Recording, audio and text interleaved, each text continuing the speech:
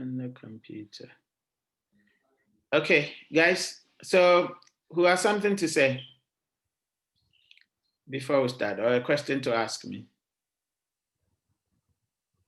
Who does? Obviously, you can use the reaction button. All right. Yeah, you can react on that as well. And then, of course, there's a chat box. You can also put, your chat in them. Okay. Now, so I was asking, how many in class do you know? Any of you? How many in class do you know? How many people do you know, either by face, by name, by any other? Juliana. Juliana is going to be one of Yes, them. please, I know close to, I'm very close to like 30 or 40 people. You know, close to like 30 or 40 people. Yes, please. Fantastic. A round of applause for her. Yeah, great one. Okay, so Juliana knows close to 30 or 40 people. How do you know them? By name or by face or both? Mostly by face, but a few number like 10 to 15 by name. 10 to 15 by name. You do very well. Yes, Yeah, I think that's a very good thing to do. Okay, so Ohine Bond. Ohine Bond, is Bond your name as well? Ohine? Ohine, are you here? Yeah, Bond is your name. Okay. All right, so you said that you know about two people. Do you know them by name or by face? I know some of you are in the library, so you may not be able to speak. It is fine to type in the chat box.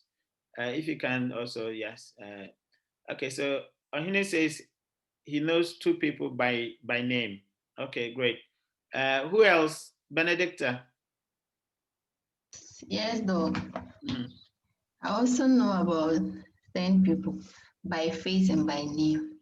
fantastic. 10 people by face and by name. Great, great one. I mean, a class of 60, 10 people. It's not bad. Yeah. Who else? Who else? How many do you know? And by what means? Name, face, both.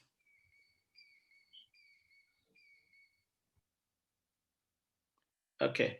So now we are in a class called relationship marketing, and I'm sure that you would agree with me that certainly if you have to form a relationship, with someone, you must have some sort of knowledge about them. And we're talking about how do you create relationship, and we say that we create relationship by knowing someone. And so if you are in class, Sandra says I know about 30 by face and by 10 by name. Michael says I know almost everyone by name and face. Wow, Michael. Okay, that's a very good one. That's impressive. So you know almost everyone by name and by face. Almost about 60 people, you know them. This is an amazing, record. Priscilla says, I know almost all by name and face. Whoa, is that true? Okay, so we'll do some exercise and sometimes I'm sure all these things will come to bear. All right, so yes, sir. Okay, Priscilla says yes, sir. That's great. Fantastic. So they are cause reps. That's why. Okay, she's a cause rep. Okay, I know four by first name only. Okay, great. So we're saying that in order that you establish a relationship, there is some basic information that you need to have, which we're actually calling it basic units of relatability. That is, some form of identity that would actually inform the way you relate to people, or inform the entire relationship, or actually moderate the relationship that you have with people. So for you to say that you're going to have a relationship with people, certainly there must be some kind of understanding of who they are. And that identity comes in many forms, the basic of which is someone's name, isn't it? And we actually talked about it in the first class, in the main campus, class, that, the form of identity in terms of name itself may not naturally be, what we call natural name, or the name that the person was named after, but it could be also that the person has adopted a particular name. All right, as we know, our identity is online in terms of name or in terms of other features of us are quite different from the identities that we have in the physical space. And perhaps, that is the name that someone knows. I remember in that class, we were discussing about how many, people actually know, their classroom, their classmates, or how many people know people. And then also, how many people know people that they actually don't, or have a relationship with people that they actually don't know their names. And there was an allegation by the class rep, the MESA president, Mimi, that most guys actually have relationship with other guys, but they don't know their names. Do you agree? How many of you agree that most guys know they have friends or they have relationship with people and they call themselves buddies, but they don't know their names? No, I agree. Yeah. They call them Yeah, I chairman, agree. They call them what? chairman, boss, what's up? That's bro. They call them chairman and boss and bro, right? Yes, sir. Wow. And they would never know their names. Yeah. So just like we used to have in the high schools and stuff, majority of people, especially boys, tend to adopt names, and they create a very good relationship with people. That becomes the reference point, but they may not know what we termed as a natural name, i.e., the name that they were actually given. But what about the situation with the girls? I think girls mostly they Yeah, know it's their very name rare. because I don't see girls No, calling they said people two no one. yeah. Caleb, what did you say?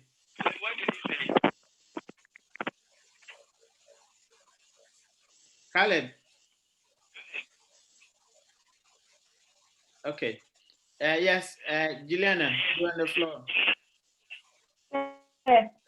I Yeah. said the girls usually call by names because I don't hear girls calling another girl hi sis, or we call by name. Okay. So most of the ladies, the guys relate, purely by name. Juliana, please mute yourself when you're not talking. Okay, Juliana. So whenever you're not talking, try and put a mute on. Thank you.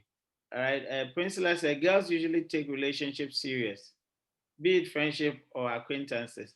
Hey, that's another allegation. So in this statement, Priscilla is saying, by implications, boys don't take relationships serious. So girls take relationships serious. Caleb is also saying that. Um, so, guys, do you want to defend it, or you agree?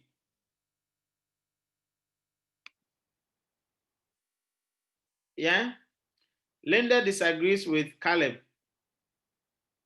We are not too known. Okay, so Caleb but had actually said that girls were too known, and Linda is disagreeing with you that they're not too known. And who? I mean, what do we mean by taking relationships serious? And what is the implication? Does it mean boys don't? Who want to talk about it? Yeah. Yes, Juliana.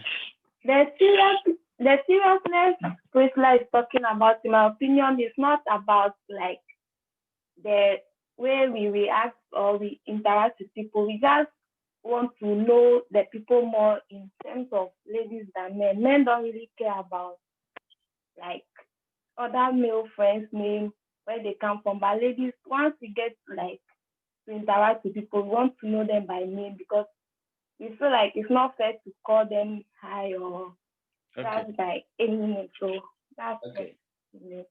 Okay, so it's about the in-depth knowledge of someone, making sure that you really can appreciate the totality or the identity of that individual beyond, just the facial, or beyond the casual, if I should put it, the casual knowing. Okay, so Solomon said, Prince, I disagree with you. It is because we are vigilant. Okay, so yeah, who wants to add to Juliana? Celestina says, I think guys only take relationships seriously when they know they will benefit from it somehow. Okay, so Celestina has introduced the idea of benefits. All right, and does that presuppose that girls do not, seek benefit from relationship, uh, or what does that mean? Ohini says, with boys, we even know people on campus we've been seeing since first year and still don't know their first names. We call them Big Man or Charlie. Okay, so we substitute that. Michael, yeah? Sir, please, with what Juliana is saying, talking about the relationship, Mhm. it's more like girls have emotional feelings to everything, So they Okay, might rather yeah. be interested in knowing more about you, not like guys now. Okay, so the level of intensity, or the the quest to know more, is because of the emotive, part that it plays in that. All right. So does that mean that it's more like an insurance? They want to protect their emotions, and that's why they want to know more. Is that a kind of a protective mechanism? Okay. Yes. Okay. So Priscilla said yes. Kwame Safo said, boys do care, but don't show emotions. More often, our minds are after money. After money. Okay. So, okay. Celestina agrees with the point I made, kind of protecting their emotions. So they want to know more. Benedicta. Though, Mm-hmm, okay, so about the serious relationship, mm-hmm, when you know someone, we ladies would want to know the person very well by name, if you would know a family member of the person too, so that in case of something, you can even rely on the person. mm-hmm. So we don't just be friend in a relationship with someone, we just knowing the person, maybe a coursemate or something, Mm-hmm. you know. So you have other things you do with the person, and that's serious relationship. And anything you can depend on the person for something. Okay. A great point made by Benedicta. So with these, with these things that we're talking about, put that in context. With all these characteristics that we're talking about, currently we've talked about the basic unit of relatability. All right, the basic identities that you must know, in order that you can form a relationship with someone. And we talked about the number one, basic unit of relatability is name. All right, the person's name, which some of you have suggested that most of the guys on campus would rather use, some kind of name, and not necessarily their name, but then still form, a serious bond or a close bond with their other guys, without necessarily knowing their names. But you're saying that the ladies, on the other hand, would definitely know the person's actual name or natural name. All right, and they go even further than that in terms of the basic unit of relatability by knowing the other part of the lady's identity or the person's identity, including maybe their religion, where they come from, what the kind of things that they like, etc. Now, bearing in mind these differences, Dede says it's not all females, or I'm not a female. Dede, because mostly I don't care. Well, Dede, so of course, identity is how you describe it. It has to be. We need to be in the position that we agree that people actually describe their identity. So if you feel like you're male, that's what you adopt. If you feel like you're female, that's what you adopt. The world had moved on beyond the pre-descriptions, where when you are born female, then it's female. Of course, these days people actually assume identities, all right? But of course, so if you feel like you're male, yes. If you feel like you're female, yes, all right? But the point you're making is you're a female, but you don't necessarily care, isn't it? So it means that you're not sure that the description given by, Juliana, Celestina, or, Benedicta is actually universal. That's the point you're making, right? Okay, good point. So now, these kind of identities being, as we said, the basic unit of relatability and the characteristics that generally what we know about men and what we know about women and how they form relationship. In that context, or on that note, which of these two do you think could be a very good relationship manager or relationship officer, male or female, from what we've just discussed? Juliana, is your hand up? Or is the old? No, it's new. Oh, it's new. Okay, Juliana. I feel like females can be a more productive relationship marketer than a male. Okay. Michael also agrees with you, says female. Priscilla says female. Gabriel says female. Ohini says female. Ohini says female. So Kwame says female. So the boys are even agreeing with the ladies as that females, even their makeups.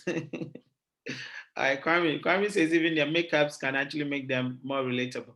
Okay, so there seems to be a consensus that females can be best placed as relationship managers or relationship officers than the male guys because of the characteristics that we're describing. Daria says either one depending on the skill sets and values you put into the work. Okay, so I think that Darius is actually introducing a different frame, which I think it borders on, what do you call it? Training, skills acquisition. So he's saying that it's not necessarily a natural tendency that because of characteristics of male and females, one could do the work better than the other, but it is dependent on the skill set that the person acquire and perhaps their ability or desirability to input those skill sets into the work that would make them stand out. Fantastic argument from Darius as well, which we can inquisite. Juliana, generally female would do more. Okay, so we've gone back. Okay, now let's listen to those who actually have a different view that male perhaps could do more. Males, who can defend that? Who can argue that perhaps males can do more? And what would be your rationale or your basis? Yeah, let's listen. Pump up. When I say pump up, I mean that think deep, be critical, and then come out with some responses. Okay, who is homepage? You have to change your name to your actual name, but in the meantime, we'll use homepage. Who is homepage? Who is homepage? Yeah, homepage, can we hear you?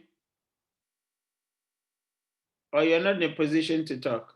I will change it, okay, please. Okay, yeah, let's hear you. I'm suggesting, so I'm now doing this. Okay. So okay, thank you very much. That's Happy all right. New Year. Okay. Juliana, do you want to come up with some points? Yes, sir. Yeah, let's listen to you. Yeah, so I think that depending on the kind of business the person is running, if the company interacts with more women, it will be reasonable to use a male because sometimes, like, if the opposite sex is the one in charge of the relationship marketing, it will enhance the relationship between the company and then the individual. So if a male is placed there, they can relate to maybe opposite things that will bring up conversations that can strengthen the bond. Okay, that's a very good point to introduce. So the theory that you are introducing, Juliana, is that there is a natural coexistence between men and women. And so Yes. if a company's customers are mostly predominantly women, it would be a good idea to have a male as a relationship officer or relationship manager. Is that a point that you're making? Yes, sir. Okay, great point. All right, Osai.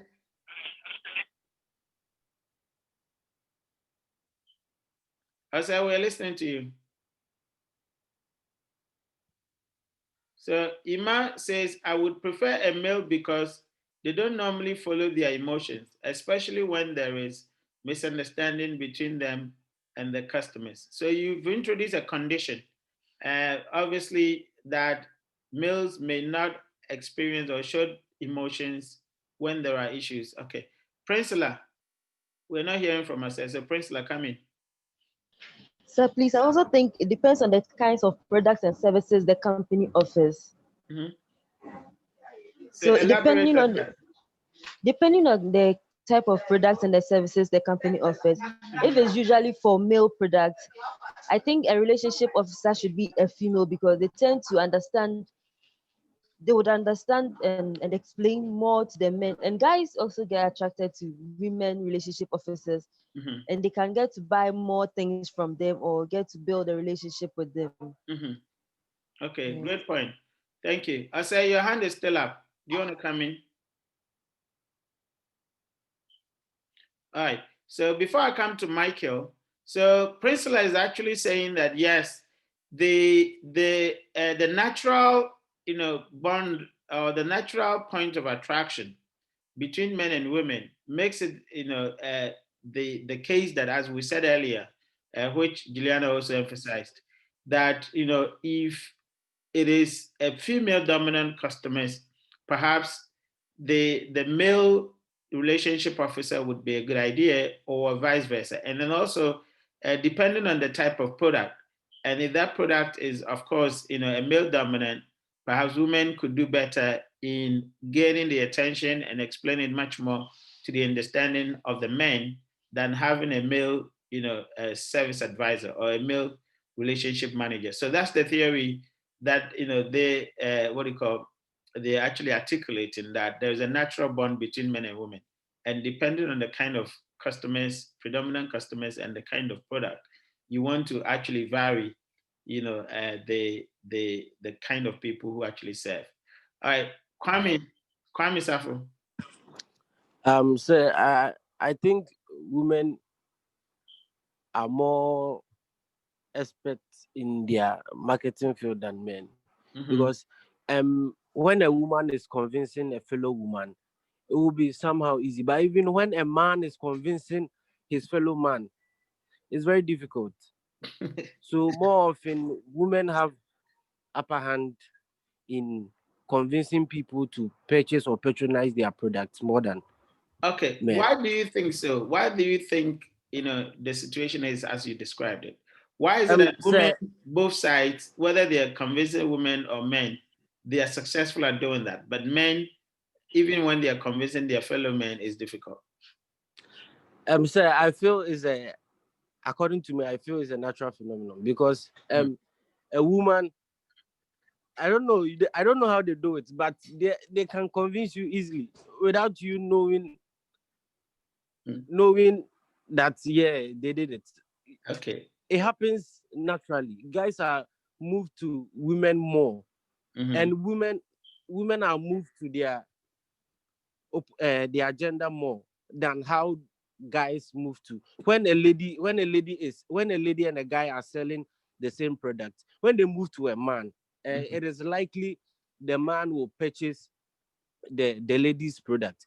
And when a lady and a man move to a lady, it is likely the lady will purchase the lady's product. So guys, sometimes you are vulnerable at this side more often. Okay, what about when a lady and a guy moves to Okay, so you said it moved to a female customer. Still, the female customer will buy from the female Yes, advisor. yes, You see, the men are yes, not even successful with opposite customer, like female. yes. Men are not that successful. And Nanab said that, yeah, even from Adam's time. Okay. All right. Let's hear Michael. Michael, are you here? Say yes, but he has said everything I had to say. Okay. All right. Good point. Benedicta, you want to say something? Please, Doc, I want to give an example of what Safo said. Yeah, Safo. Yeah, so there's this guy I saw with, I'm in a business with. Mm-hmm. So anytime he gets customers from Instagram, he finds it difficult to convince them. Some are saying he will scam them and all. So he will push all the customers to me. I'll call them and talk to them. And they will agree to pay before I even deliver the goods to them. But he finds it difficult to do that. Okay. So that's very true. Wow, that's interesting case studies. So is that natural or societal, or is it competence based? See, I think it's natural. It's natural. Yes. Okay. And so in these case studies that we're actually talking about, I think three things are actually at play. All right. Now in attitudes, all right, in consumer attitudes or in behavioral studies, there is what we call, attitudinal sequence, which we talked about, the cognitive, side of the consumer, the affective side, and then the cognitive side, or the two especially. Now, the cognitive side is when, we're dealing with, more of, what we call knowledge, more of hard fact, all right, that, the customer could be appealed to from the perspective of logic, from the perspective of hard facts, from the perspective of knowing, knowledge, etc. Or you're appealing to the customer from the perspective of emotions, where we talk about affective, all right, affection, not necessarily based on fact, but based on feelings of anger, of happiness, etc. So we're saying that from this conversation that we're having, it looks like on both fronts, whether from the affective side or from the cognitive side, the women are superior in their approach and in their persuasion than men. That's what we're saying. Because there's a conversation about women being very detailed in the way they describe stuff and the ability to bring out the fact, to regardless whether men or women. And we've talked about the idea that, even in men selling, there's a fear of this coming people, all right, or not being truthful, etc., which might actually come from the perspective of what we call the cognitive, aspect of attitude. So do we actually have a sense that perhaps, even regardless of training and certain conditioning, still society has that bias towards accepting, a relationship or some form of relationship from, or believing or trusting some sort of relationship from customers or from relationship managers or advisors who are women than men. Is that the case? Okay. All right. So okay, Juliana, yes, sir. All right, that's fine. So we are discussing, well, we're gonna from now discuss relationship marketing. And typically it's just about just about the interaction, of, businesses or business and customers or business amongst business, but through, the human being or through the people, because obviously bricks and mortar don't interact by themselves. The entire business is actually, managed, or the processes are managed by human beings. And we're going to describe the processes that are involved in doing so. But of course, in doing so with people, and how factors such as what we are discussing actually influence, the entire process. All right. So we have established that to have a clear knowledge about someone, you have to have, or a relationship with someone, you have to have some knowledge about them, etc. Now, after talking about how many friends and how many friends that etc., Now let's move the conversation forward to another point. And that is, out of the number of people that you know, all right, out of the number of people that you know, you actually deal with, how many of them do you, or how do you apportion your time, for these people? Those of you who have identified that you have 10 people, 10 people on campus, etc. How many of them, and how do you, actually the question is, how do you apportion your time for all these people? How do you apportion your time? Benedicta, how do you share your time across these people? Okay, so one group of friends I have are academic friends. Okay. Juliana, Michael, and Co. So when we come to school, when it's time for school or something, we arrange on forming group studies and all, the time doing group assignments, and also, let's say I spend most of my time with them when we are in school. But on vacations and all, I spend my time with my business gurus. Okay. Yeah, so as I'm in school now, I still do business, but I spend less time with them and more time on academics. Okay. So for now, my academic friends are taking much of my time. Okay. Now, how many set of friends or group of friends do you have? So I have two. Only two? Yes, please. Okay, let me just rephrase it. How many set of relationships do you have instead of friends? Now I've expanded it, relationships. How many sets of relationships do you have? Okay. So three. Three. Yeah. The first one is the academic relationships. Yes, the business relationship. Yeah, and the third one? Social. Social. The social, you can break them up, right? Okay. Let's allow someone also to join. Who else, apart from Juliana, who else want to also join? How many sets of relationships, and how do you apportion your time with them? Yeah? Who else? Okay, Juliana, come in. Nanab says you have three. Yes.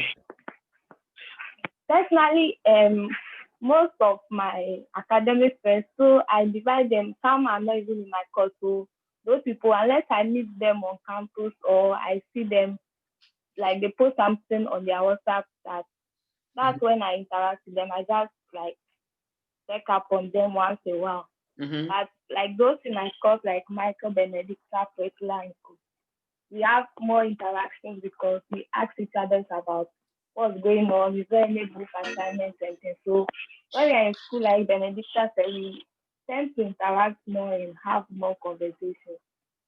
And also, in terms of my business, I have like 3 types of business around. So each one of them has different times. You have 3 types of business. You are rich, Juliana. Yes, I'm running 3 forms of business. So I have different times that I interact. Some I interact with them in the evening, some in the morning, and some throughout the day. So it depends. Yeah. And what other set of relationships do you have? So my social life, I interact with my parents mostly. Almost every day they check up on me, I check up on them, and my siblings, and also my close friends from primary. Now we don't usually talk that much, but still we interact a little. Okay, great point. All right, that's fantastic. Who else want to come in? How many? Nanab says he has 3 social, he has 3 relationships, not social, but 3 relationships. And then Benedicta says that, Juliana, you are rich. We are very lucky to have a Mesa sponsor. Juliana's company will sponsor Mesa. All right. All right. So Nanab, do you want to tell us about your relationships, your group of relationships? Nanab, or you're in a position that you can't talk. Okay. Who wants to also share the ideas about their set of relationships that they have? So from Juliana, we got to know that she has even within the academic relationship, she has two groups. One group that she has a direct, academic interest in, and they meet. The other group is still on campus, but they share other campus social, relationships. She talks about her business relationship. She has even 3 groups of her business relationships, and then she has other relationships socially with her parents, which is one group, and then of course her friends at home, etc., which is another group. So with Juliana, we could have almost about 6 or 8, sets of relationships that she handles, and then of course she, kind of distribute her time, which in this case is the resources, across them, and she demonstrated that with her parents is almost continuous every day. With the business, relationships, she apportions them according to the characteristics of the business. Some during every day, during throughout the day, some in the evening, some in the morning, and then of course, other things. Solomon, you're saying that, say, you see, we the guys are quiet. We don't talk much. It's natural. Girls relate more. Okay, Solomon, that's a good point. A great point, I should say. Nanab says the social, that's family and girlfriend, and the business and school. Okay, Nanab, you have 4 sets of relationship. Family is 1, girlfriend is 1, business is 1, and school is 1.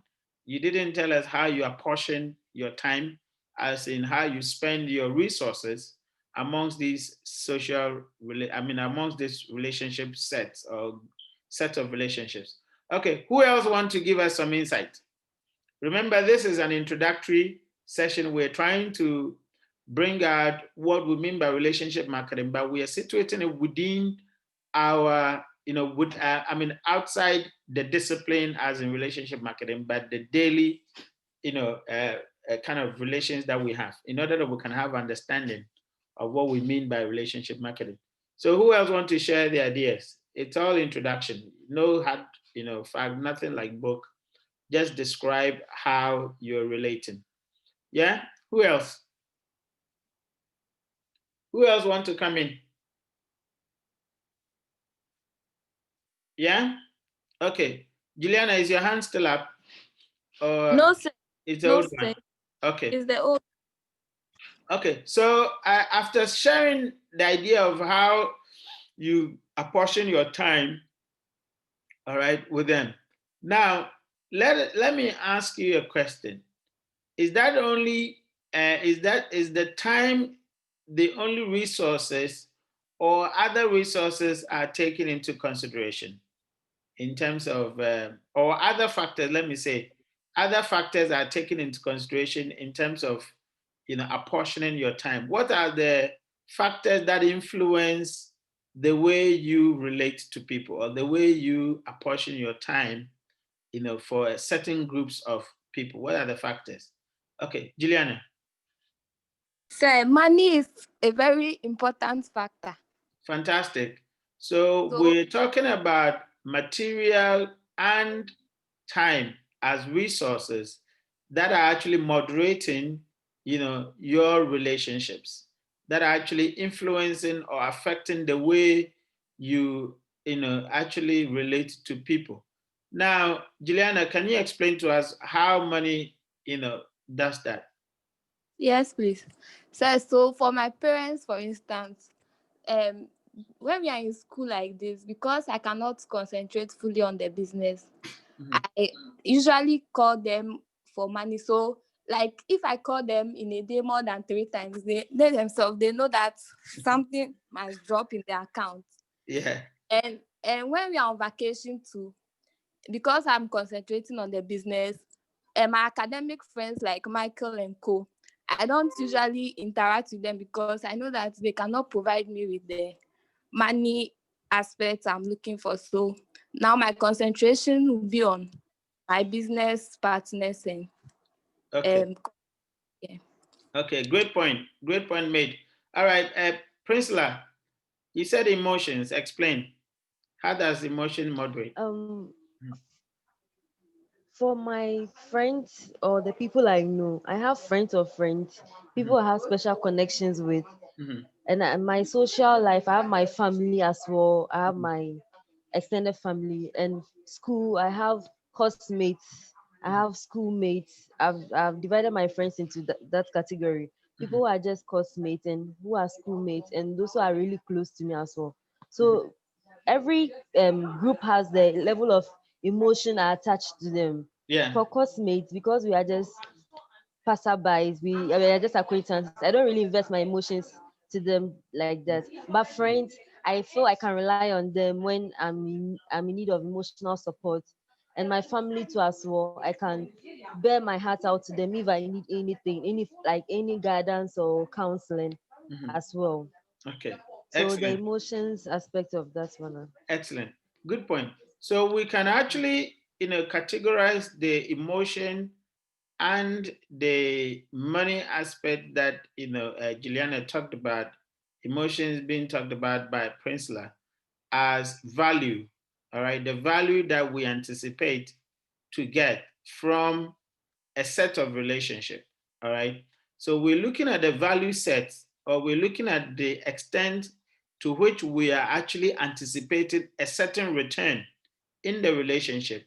That actually moderates our level of relationships or our level of interactivity with a certain group of people.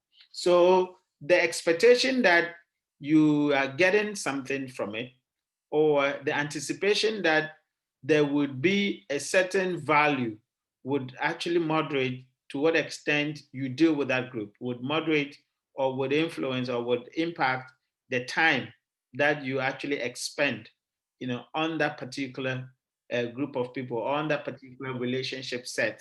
That's a very, very good point. All right. So with these explanations, now, if we are asked to map out or to identify factors that actually influence your rate of relatability or your relationship activities with people, what are some of the things that you would come out with as factors that are actually influencing your relationships with people socially? I mean, or just not in terms of the discipline relationship marketing, but in your daily lives.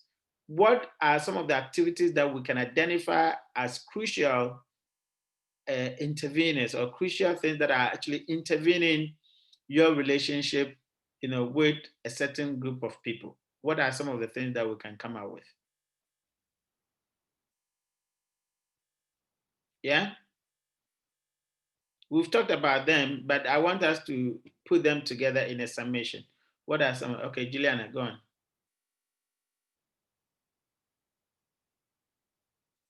Juliana, go on. So material benefits. Yeah, material benefit, yes. Emotional benefits, and then Yeah. Time.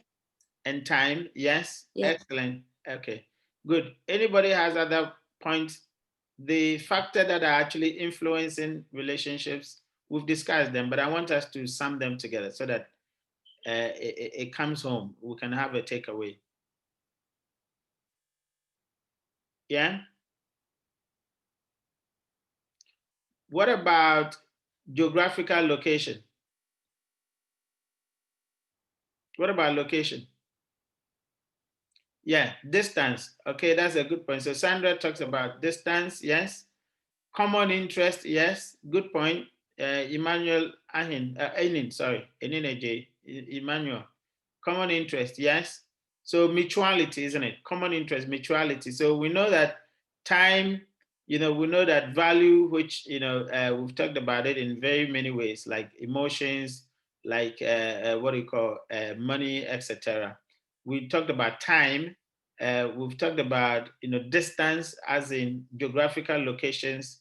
We've talked about loyalty. Okay, no, nobody has talked about loyalty yet, but yeah, Owusu Achiang is now talking about loyalty. Yes, that's a very good point. Loyalty, unit of identity, as we said, yes, unit of identity. So the basic unit of identity is like, people's religion, people's, what do you call, tribe can influence that. Obviously, your nearness to people, which we've talked about, distance or something, your what do you call natural relations or natural association, communication. Yes, somebody has talked about communication. Yeah, can actually influence.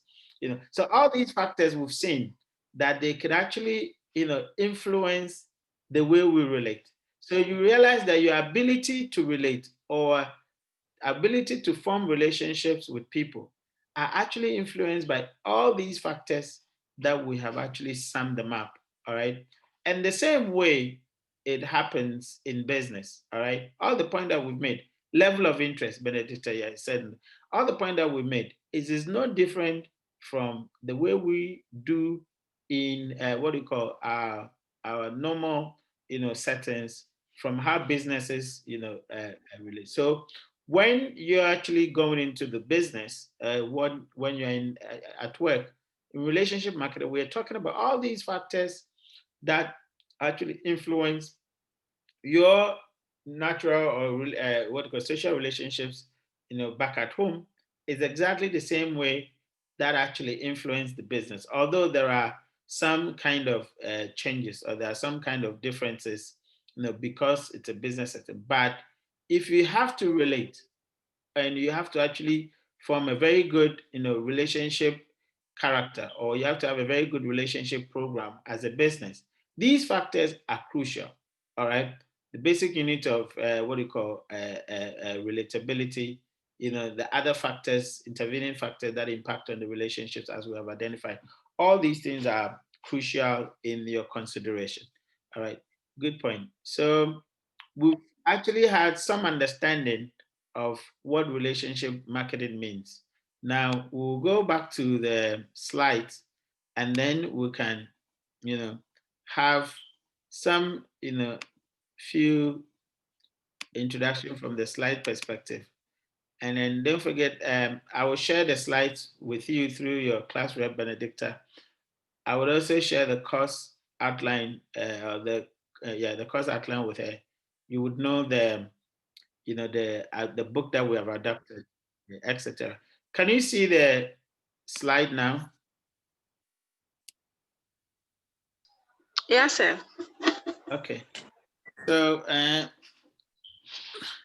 me just plug in my power. I think power is going. Okay. So let's see. So the session, it is imperative that we understand the historical development of marketing during the 20th century. So we'll look at the growth of marketing over the years, the factor that influenced this development, and then the trends, the 21st century trends. So these are the topics that we're going to look at. All right. Obviously, the reading list, we've adapted Egan's book, and obviously there is a new edition above the 2012. There is also Kumar's book. And let me say that the RM is divided into two. You have the qualitative side and the quantitative side. Don't panic. The quantitative is now your Atu type of quantitative. We know that the traditional marketing has been struggling to actually prove or to actually demonstrate return on investment. And RM has from the perspective of the CRM, has a very what do you call accountability session where marketing budgets are supposed to be defended. And so there are theories and there are some principles that we can use to be able to gauge how much return we're getting from how much we're putting into the business. And this course would help you do those accountability. So we'll look at that. Okay, trying to find a place for my. Okay. All right. So let me start with the developments in marketing. So we're saying that marketing, of course, started somewhere very way back, even beyond the 1950s. I hope you can see the slide clearly, or I have to move into slide mode. Okay. Let me take this enough and then. Okay. So we're saying that marketing, is one of the disciplines relatively new to some of the disciplines as we know, but it is also been there for a while, and even beyond the 1950s as we see them here. Now, we always refer to marketing from the consumer perspective or consumer marketing perspective, where we talked about FMCGs or the fast moving consumer goods, being the prime or being the beginning of, the marketing's, development. And majority of times when you look at the case studies, companies like Coca-Cola, are cited as quintessential, marketing organizations that were into, FMCG, or that were into product development, or manufacturing of product, and then dealing with consumers. So majority of times, the story of marketing is actually said from the perspective of B2C, which is business to customer, business to consumer perspectives. And we're saying that from the beginning, marketing, or the companies that actually were marketing organization, did start from the perspective of what we call the product orientation, perspective. That is, they were focusing much more on the production or on the product that they make, making sure that they are actually coming out with the best product, that could satisfy what they think are the needs, of the consumer. So there were a lot of emphasis on the product design, a lot of emphasis on manufacturing, a lot of emphasis on, manufacturing quality, which was purely from the supply side perspective, i.e. companies' view of what they think is the best product, what they think the customer needs. And then they produced that. Now, they were successful at that because there were very few of players in the market. So it was much more a demand, of course, there was much more a supply side, relationship that what you call companies actually, produced to their strength. But it was also more of a demand, situation because there were very few, companies existed. And so consumers wanted, what do you call the goods, and whatever companies actually produced and said that, yes, it actually satisfies your need, they were able to push it. Now, the story of marketing says that, that situation of, a supply-driven market actually changed when there were some kind of intensity in the market, that is consumer, there were a lot of competitors coming in. So the product orientation or the production orientation as we know them, changed to what we call the sales orientation. And I'm sure you have heard these stories countless of times, especially in your principles of marketing or foundations or fundamentals of marketing, where we talk about the movement from the product or the production orientation, where there was absolute concentration on production capacity, excellence in product, design, etc., into what we call the sales orientation, where companies realized that yes, because of competition, they needed to excel at pushing the product to customer. So they actually gained distributive competence or capacity. They could set up distributions in a way that they could push the product. They had to actually get excellent salespeople, and that's where sales was a big issue. That people could really talk through customers with the product and push the product to customers, even when the customers did not really like the product. The sales guys were good at making sure that they talk customers through and then sell the product to them. Now, that instance also changed when there were quite a number of changes in the market, including a lot of consumer activism. Consumers now realize that their rights were being protected by laws, by legislations, by people, what do you call, pushing activism, activities, making sure that companies could be held accountable to what they produce and could actually take into consideration consumers' needs. It does not mean that the earlier, product orientation did not actually respond to the needs of the consumer. But here we're saying that the needs of the consumer was more coming from the perspective of the organization. The organization thinking that they know what a consumer needs and going ahead to produce to suit that need is what actually we talk about in the early stages. But in the marketing orientation period, we're saying that companies had to now understand the customer from the customer's own perspective. And so tools like or marketing process like marketing research became one of the central piece of understanding what a customer needs. And then, of course, the activities of segmentation, making sure that we could identify the customer from different characteristics and grouping them based on their characteristics in order that we could identify the differences amongst them. So not only did we just, know what customers needed in terms of homogeneity, but we made sure that we could understand different segments of customers and their needs, and we could actually produce to suit that particular need. And that is what the marketing orientation, talked about, where customer becomes the central piece. And then we had tools that we could use to actually engage the customer and understand them better. And that was, that aspect of consumer marketing. Then we realized that, the marketing as we have come to know and its tools and in its principles, etc., did not fit neatly with industrial, bias. And so there was a conversation about, extending the remit of marketing, making sure the marketing can be responsive to industry. Remember the kind of conversation that we had, majority of which centered on our relationship with our people, our friends, our families, etc. But that's purely from a consumer perspective. The way businesses behave, although there are similarities in terms of its meta, activities, because businesses take decisions just like consumers. Businesses would also want to seek value, just like consumers seek value. Businesses would also have their individual characteristics, just like consumers have their individual characteristics, like male, female, etc.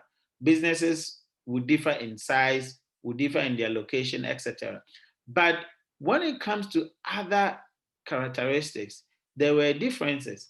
Businesses take decisions different from how consumers take decisions. So consumers, as we have known, could actually take decisions on their own. And in 2 minutes, you're actually making the decision to buy. In companies, the decisions could take longer because there are, other role players within the decision-making, process. So you're gonna have, let's say, an accountant, in the decision-making to buy a fax machine that has been requested for by the marketing department.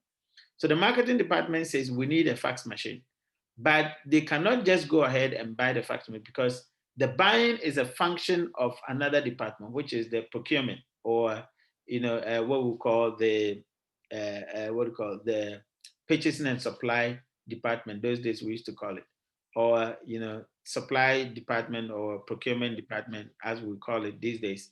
All right. And there it is their job to actually do the actual purchasing. But again, there's another department that actually does the giving of the money, which is the accounting department or the finance. So the finance department must determine that indeed this fax machine that we want to buy, we have the resources to buy them. And so they have to approve, although the order is coming from marketing department for a fax machine, accounting department must approve, and then the supply or the the procurement department must do the buying. So you realize that in one decision to buy a fax machine, it is complex, about 3 or 4 departments involved in them. And not only that, that 3 or 4 departments that are involved could have different people manning them. Just like we have explained, the finance department could be headed by a woman, all right? The lady who is the one managing the finance department or the accounting department. The place where the order is coming from, which is the request is coming from, which is the marketing department, could be headed by a man, all right? So this guy is trying to convince this lady in accounting department that we need a fax machine. And just like you have just described, they have completely different characteristics. The guy is not able to convince the accounting department headed by a female that indeed this fax machine is something that we desperately need. And so the request is not getting through, all right? Now, if the request gets through, guess what? The department, the one who is heading the procurement department, is perhaps another lady. Now, the person who is coming to sell the fax machine to the company is the sales guy, is a guy, all right? Or the salesperson is a guy. And the salesperson is not able to convince this procurement lady that indeed the fax machine is the best in town. So you can imagine the complexity in just a purchase of a fax machine when it comes to industrial buying. And so the typical consumer marketing framework that we use to sell B2C or within the B2C framework may not fit neatly with industrial marketing. And so in the early 60s onwards, there was an understanding that the marketing principles and procedures and the theory that we know may not be suitable for business to business scenarios. And therefore, we had to actually alter them. We have to actually change them. So marketing actually came to that understanding, and there was a change in industrial marketing, in marketing to suit industrial, marketing situations. Now, later on, we realized that there's another group of people or organizations who also use marketing, but they are not for profit. You realize that the organizations that are actually involved in the industrial marketing and consumer marketing situations are for-profit organizations. There are some organizations that are not for profit, but they also have to respond to some group of people called customers, all right? Now, these kind of customers are a different set of customers from, again, the first and second group. Remember, the first group is consumer customers that they're actually buying, Coca-Cola or any of these fast-moving consumer goods. The second one, customers, are a type of customers that are actually business customers. And their type of customers are that they will buy product and then resell, or they have to actually resell whatever they bought and make goods out of it to another person. So they may not be the final consumer, all right? And so their characteristics are different. Now, the nonprofit and societal marketing also have a different set of people who may not necessarily use money to purchase the service that they are selling, but it's more about consultancies, or it's more about, advice, or it's more about, social services, giving them guidance, etc. Now, their type of value is different from the two sets of markets that we have identified. And so the behavior of the organizations involved are also different, but they still respond to a certain group of people called customers. And they still use certain tools, just as the first two, making sure that they can understand those customers and serve them better, which is similar principle as to the first and second.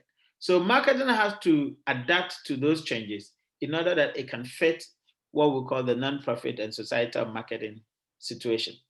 Then over the years, there was an understanding from the 70s onwards that indeed the way products are completely different from services, because in product, you can see them, you can feel them, and you can decide on the face value that you don't want. All right. And that was marketing then. But we realized that just as the first three we have said, there is something called services, which are also being demanded by customers, but they have an entirely different characteristics. And the companies within that particular, concept of services must respond accordingly. And so characteristics of service were identified. Who can actually tell me or can mention the characteristics of services? Who can say that? Yeah? Characteristics of services. You have actually done that in your principles of marketing or fundamentals of marketing. Who can tell us characteristics of services?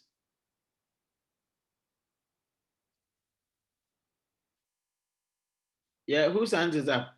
Let me see. Yeah, characteristics of service. Let me hear you. You want me to mention them? Ato Aban. Hello? Okay, let me see the chat. Okay, so iPhone, who is iPhone? iPhone says intangibility. Okay, good point. All right, Owusu Echao. I'm listening to you. They are perishable. Perishability, correct? Perishability.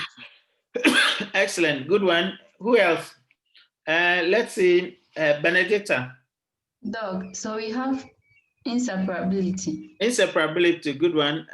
Variability, Andy just said variability. Ohines also said variability, good. All right, Ima. Lack of ownership. A lack of ownership, yes. Great point. Okay. And let's see. Priscilla.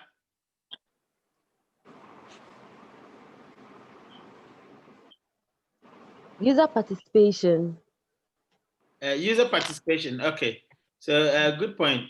So obviously some of them actually, come into one. All right.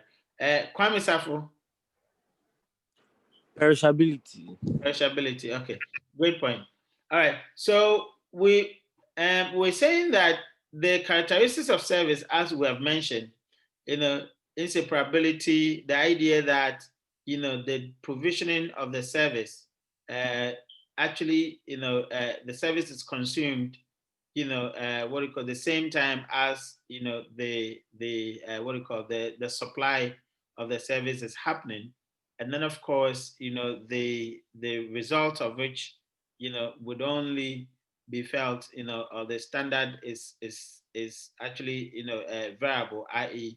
it changes depending on who's actually providing the service. The idea of perishability, that we cannot actually store service, it is actually consumed as and when it happens. There's no way to actually put it on the shelf or to actually keep it for the next day. Of course, we've talked about, what do you call, intangibility. You can't see service. All right. And we've talked about obviously the other factors.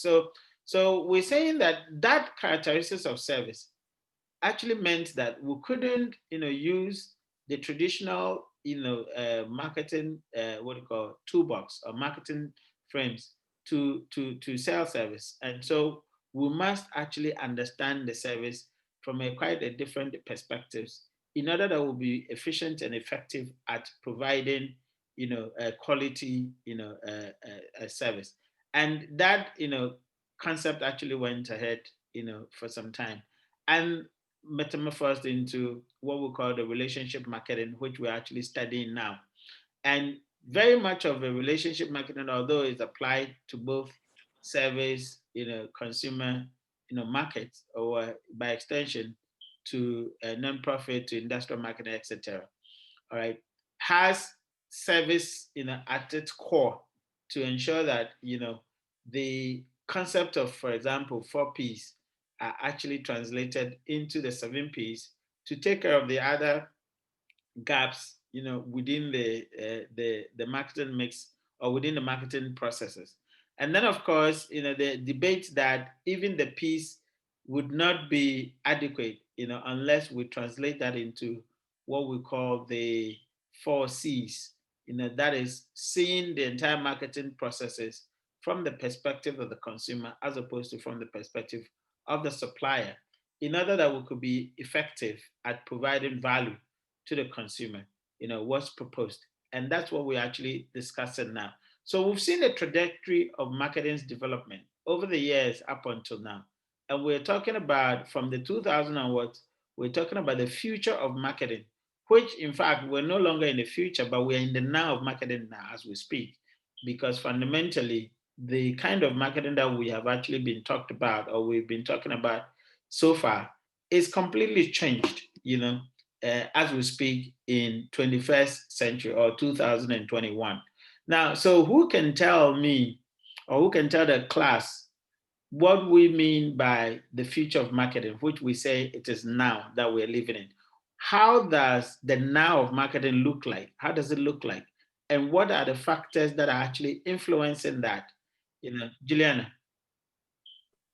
So the future of marketing is technology, in my opinion, because now everything is moving to the digital aspect. And if you are not abreast with technology and how to use it, you might be out of business. So excellent, fantastic opinion. And a lot of people side with you. Ohene talk about technology, Michael talk about technology. Yeah, so who want to add more to what Juliana has said? The future of marketing is technology. Now, I want a very refined kind of, appreciation or explanation. What are some of the things that we're talking about now? Owusu Acham, is the hand up? Yeah. Oh, your hand is not up. If it's the old one, put it down. Who wants to say something? Nanab, do you want to speak? Michael, do you want to speak? Who wants to speak? Digitization, Khadija. Yeah. Khadija is talking about digitization. Yes, all technology, people creating Instagram pages to create awareness of their product. Yes, Michael. So who want to put it in a very, precise form? What are some of the things that we're talking about? What's the name do you give it to the new age of marketing? Kwame Safo, do you want to speak? So yeah, like the use of social medias and websites. Mm-hmm. Great point. Yeah. So what name would you give it? E-marketing, Gabriel. Okay, digital marketing, yes. Yeah, what else? Yeah. So I think e-marketing. E-marketing, okay, Kwame. Sandra.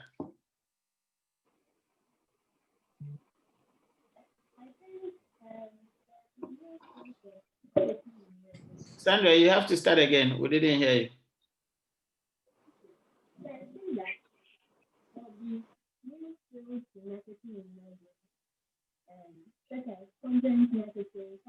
Guys, can you hear Sandra? No, please. No. Sandra, you have to pump up your mic. Maybe come closer to your mic.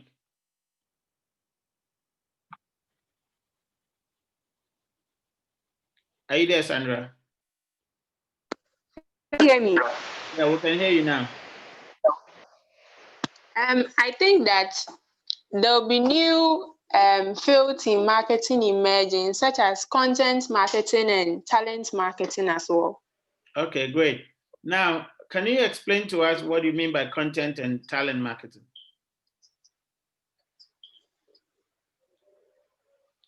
Put some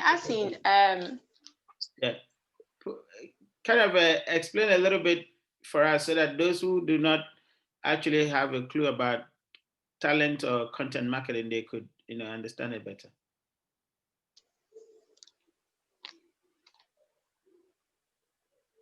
Yeah.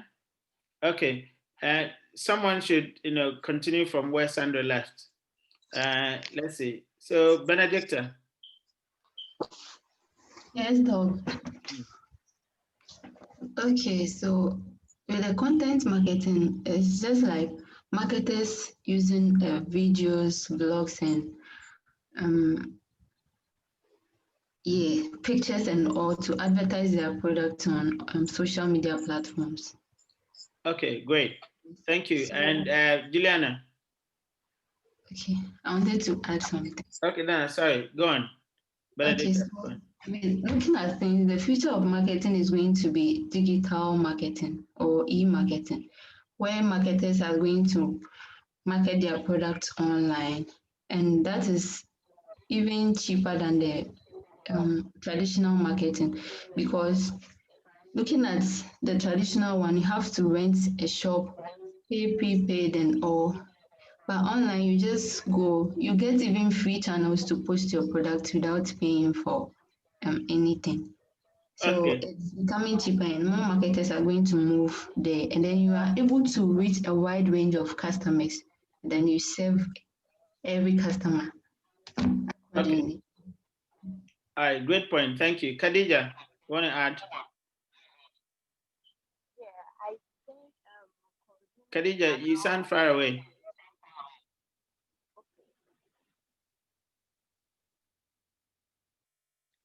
Can you please come closer to your mic? Hello? Yeah, Khadija, we can hear you now. I think consumers are becoming complex in this the future marketing. Maybe gone are the days segmentations are easier, but now I think it's very difficult to segment the market into maybe what consumer wants and what they need, because now one consumer can purchase maybe one high-end product or something, but the same consumer cannot go in for a lower product. So you can't really tell what you can't really segment the market into what a consumer need or something like that. Okay, great point. So just to add to what Khadija said before I come to the other point, is that the consumer now is dynamic. You know, unlike those days where we could actually have a pre-description of or a description of a consumer and actually use it over time, which, for example, the Akron, you know, those of you who know what we call the Akron, you know, segmentation procedure, where we put people on A or B or C, you know, categories. Now, what Khadija is saying is that the consumer has now become so complex, and they're so dynamic that their characteristics actually change from time to time.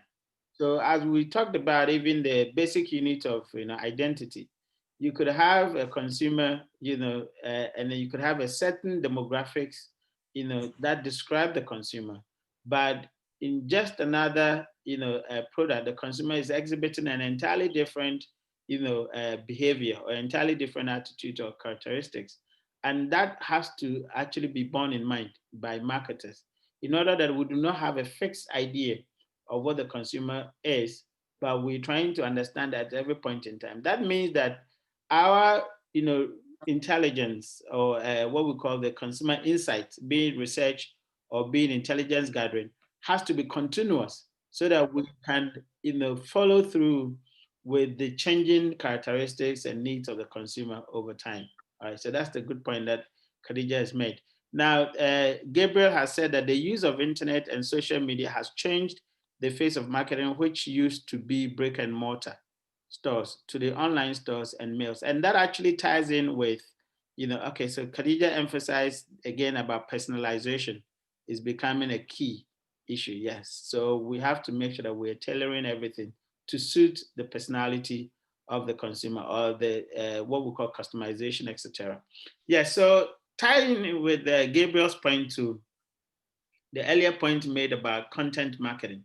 So as Gabriel said, in the past, I think the concentration of marketing was more on the process. So we're looking at, distribution. How do we get a product to people? We're looking at, promotion. We're looking at brick and mortar, etc. But when we talk about content marketing, we're saying that now it's more about engagement. How do we actually, understand what could really instigate the consumers, or could instigate consumption?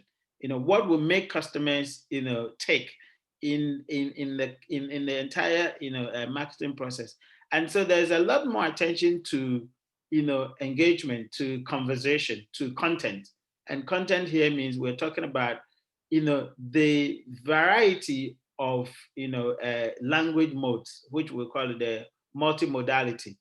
How do we use a combination of text, videos, what do you call audios, emojis? Now we're talking about memes, and all these, kind of language forms, in order that we could be much more, understandable, or we could be much more appealing, to the consumer's needs. For example, you could not actually think about only advertising as, a TV commercial. But what if we don't find the customer there? What if the customer is only on their phone? How do we ensure that we're reaching the customer regardless of where they are? Which the convenience aspect of the 4Cs come in. So even in terms of the conversation, or in terms of the communication, to what extent are you using platforms that are convenient to the consumer in terms of the access, for example, is what we're talking about. What language would the customer or would the consumer understand the most, you know? So you couldn't actually think that, oh, let's use text, for example, normal text. But you know that youth actually understand and relate more to maybe computer language, i.e. using short codes to speak, for example. And so in order that to relate to the consumer more, to make sure that you could actually establish a very good bond, you're not going to actually say, hello, what's your name, or hello, whatever. But you know that the consumer will respond better to higher or hi, because that's the language they're used to, all right? Like we said, men or boys on campus relate more with pseudonyms or acquired names as opposed to the natural names. So somebody is calling somebody chairman, boss, etc. Because that's the kind of language they can react to much more positively than using their official names, all right? So we have to understand the consumer in their entirety. And that's why content, we're talking about content marketing, had become so pervasive and so important in the marketing process. So the future of marketing, which we said is no longer the future, but is now, because we're talking about 2000s onwards, and we're now 2021 or 2021, we are saying that it is more digitization, it is more electronic, it is more content marketing. And crucially, it is more what we call analytics, all right? The previous marketing did not offer us enough space for accountability, because we place adverts on TV. Yes, maybe the viewership of a particular TV station is 100 people, but that 100 people based on location or geographical space, all right? As to whether those 100 people who, as the ratings are saying, are watching the TV, whether all of them really indeed got exposed to the advert when the advert was on, we can't tell. So we had difficulties in accounting for the marketing budget, in demonstrating a return on investment, and telling the boards that indeed the 100,000 that you gave us, we managed to get 2,000 extra because of A, B, C, D activity. It was difficult for us to demonstrate that as marketers, all right? But the new age of digitization, which we have so many other tools such as nano targeting, etc., where two people could be on Facebook, but their pages will be demonstrating or displaying a different set of adverts because their online behavior had been tracked by cookies on the computer, on the internet. And the cookies are now seeing that Benedicta likes more of fashion. And so she's actually getting a display of some type of wedding wears. And then Emmanuel or Gabriel actually talks about shoes. And so he's seeing a different set of, or a display of shoes on his Facebook page. Although all of them are watching Facebook, they are actually being targeted with a different kind of advertising. Now, again, the idea of click per pay, etc., the idea that the analytics allow us to be able to, take records of how many clicks has a particular ad gotten, and how long did the consumer or the audience actually stayed on that ad, tells us that we're able to actually talk about the effectiveness and efficiency of the tools that we're using in marketing. And so we're able to account better than we used to have.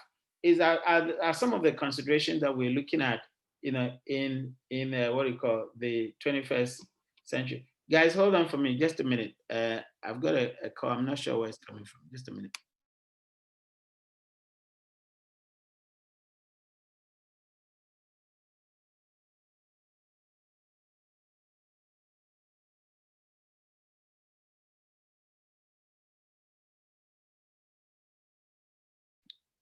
Okay, sorry about that.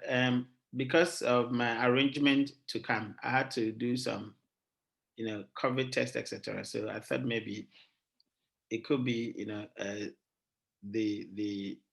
those guys calling me, but it's not.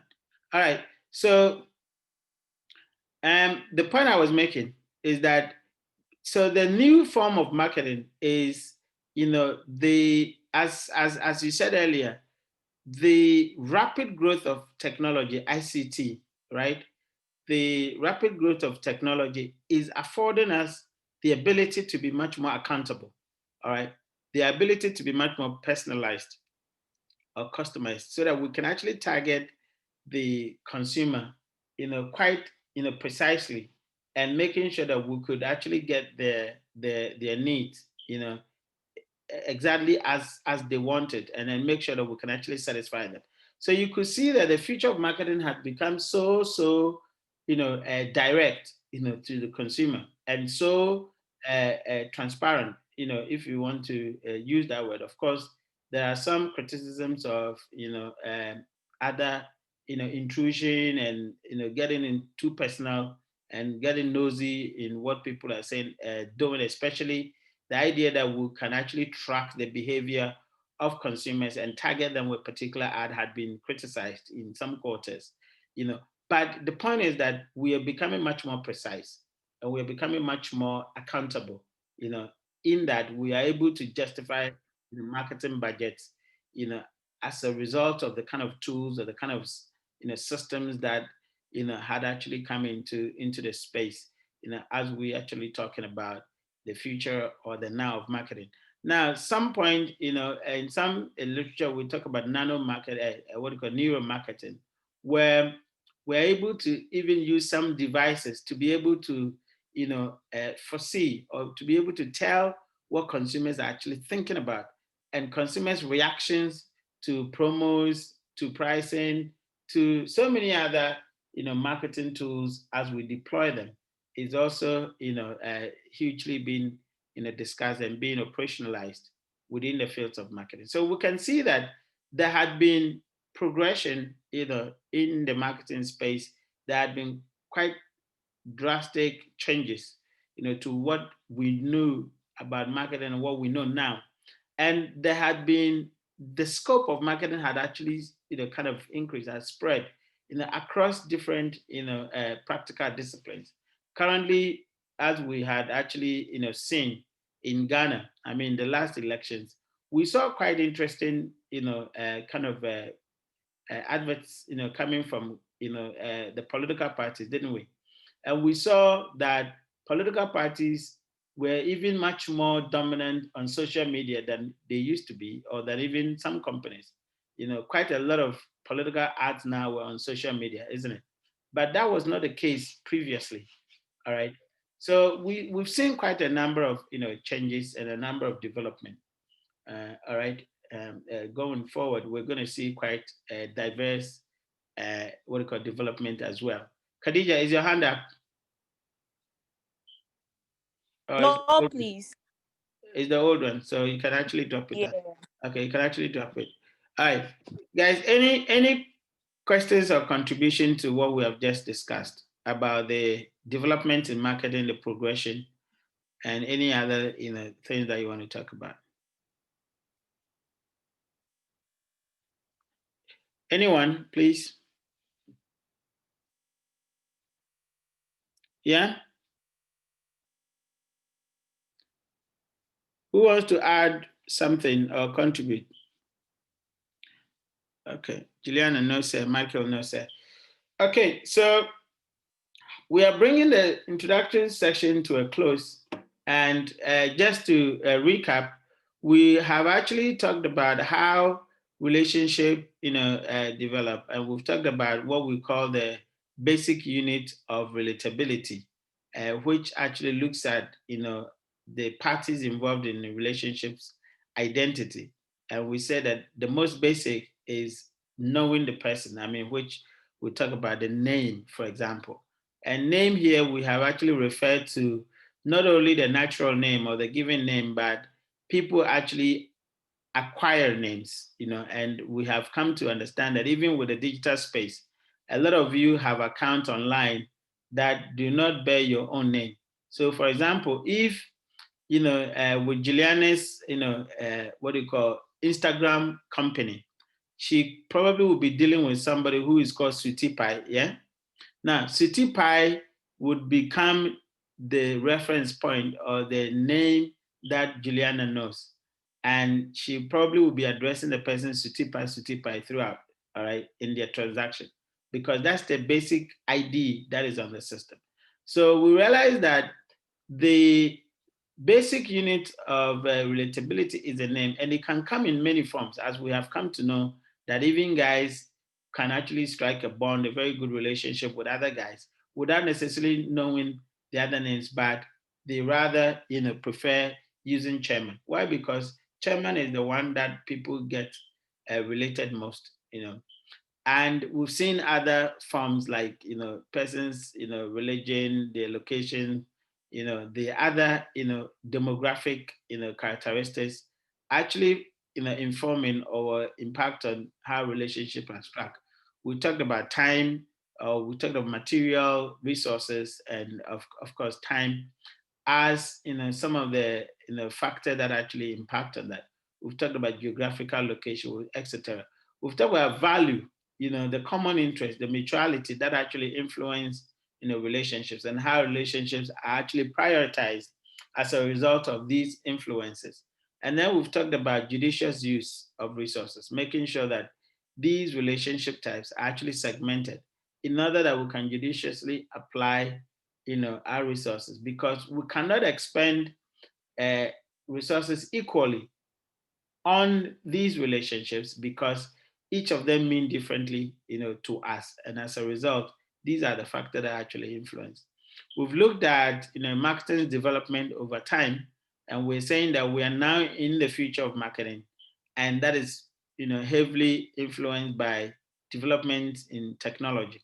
I mean, technological advancement had influenced, predominantly the marketing process. Of course, customers have become very, very sophisticated. They're demanding personalization. Know me in person and make sure that the product actually suits my needs. And we have actually talked about all these. We've talked about the issue of accountability, that marketers will be able to account for the investment that is into the marketing process, and making sure that we can demonstrate return on investment and make sure that we're taking actually the right decisions, we're using the right tools to make the right gains. And we've talked about relationship, that is key in a modern marketing. So that sums up the introduction of today's session. I think you have a class tomorrow, right? Am I correct? Friday, I think. Yeah, but there was an understanding that I got a message from Sarkodie. Sarkodie, are you here? Yeah, the Friday class mixed with another one, so we cannot have it on Friday. Yeah, so Sarkodie sent me a message regarding changes. Sarkodie, yes, what was the proposal? Okay, so please, I was proposing either we bring it the classes in the morning, or we send it into the late afternoon. Okay, so Gilbert, Gilbert, are you here? Yes, please, I'm here. Okay, so you said that which one was better? I think the Thursday morning, so as he proposed. Thursday morning. Tomorrow is Thursday, right? Yes, please. He proposed 7:30 to 9:30. Okay. Now, do we accept 7:30 to 9:30? Okay, yeah. Hold on, just a minute. Benedicta want to say something. After that, then I'll continue. So hold on, guys. Benedicta. Yes, though. Yeah, let's listen to you. Okay. So, we are still in the morning. Good morning, colleagues. I'd like to advertise my products to you. I don't have them with me here, but then I sell rabbit bra to my ladies. The guys, you can also buy for your girlfriends, and boob tape also. Yes, so it's something that can substitute your bra. You can't always use your bra. Some dresses, you have to get something that will suit it. So the silicone bra or the boob tape can help you with that. And then the guys, also something called. Okay, so Kwame is actually asking that who said we are dating. Kwame, Kwame, so if you're not dating, maybe ask Benedicta. Okay, so you can contact me. All right, guys. That's just by the way. Obviously, you can have a more conversation with her, and I'm sure you guys are on the platform. So, Benedicta, you can actually put it on a platform for them to, participate or contact you. And okay. Those of you who are actually doing business on campus, make sure that you follow the right procedures, all right? And as we're saying, you have to build your skills on campus. So don't use different principles in engaging, other than what we're actually learning. Are you with me? Because you want to make sure that you perfect your skill, and then make sure that you're doing the right thing, because it's a formative process. If you don't form the right skills, and you don't form the right attitudes, you cannot change it. All right. It's the same thing that you'll be using after school, which is bad. So make sure that if you're actually engaged in the process of marketing or any other form, make sure that you're actually using the right principle. And in the other class, I think we were discussing about one of the ladies as well has an online business. And there was a discussion about her return policy. And she said that customer tried her product and she said she was not going to take it back because it was all sweaty. And the question was, what were your return policy? What was your instructions on the packaging? And all these things you must actually learn. You can't say it's because it's a campus business, you're not looking into that. You have to make sure that you are spelling out your return policy, your terms and conditions, your pricing policies, etc. Everything is, just as it would be if you had actually graduated a product or the company to a mainstream company. All right. So it's a social media business, but operate it as you would, as a very, normal business. And then also think about scaling it. All right. Always think about scaling your business. But as you said, the majority of your time has to be dedicated to your academic. Yeah. Whilst you do your social media or your businesses as well. Good one. All right. Thanks. So yeah, let's go back to what we're discussing. Gilbert, so you said that tomorrow 7:30 to 9 is better. Yes, please. Do you guys agree? Yes, Please, sir. 7:50 to 9:50 rather, please. 7:50 to 9:50. Yeah, 7 to 9:50 a.m. Okay. Gilbert, what time do we have the MBA class? 10 to 12. Okay. Let me be sure. Let me check here.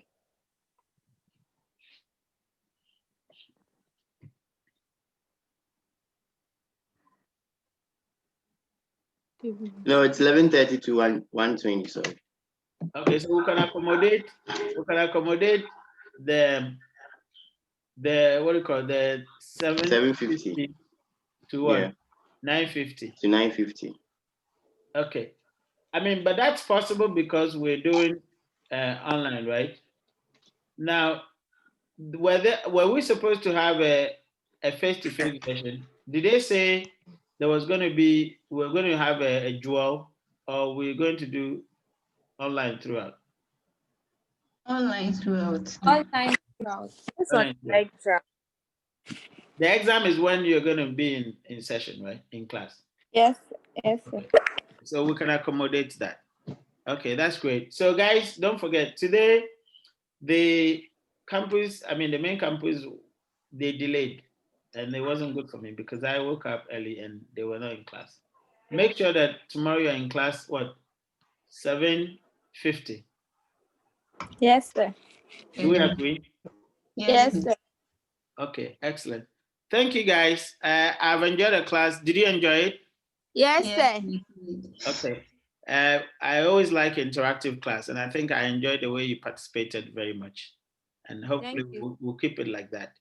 And please don't forget to do the questionnaire for me, all right?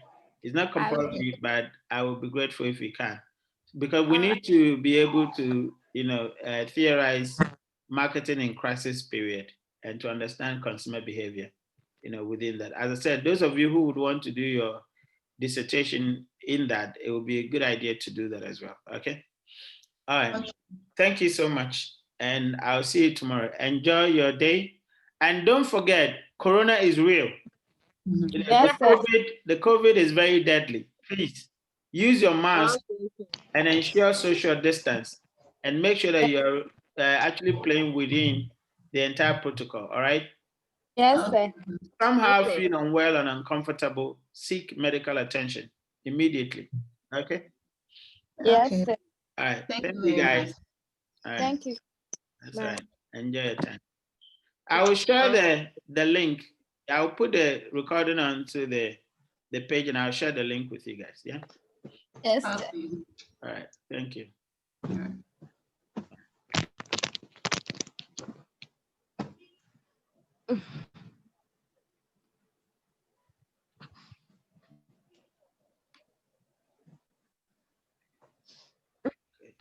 Now, so if I will assign any of you as the host because I'm signing up.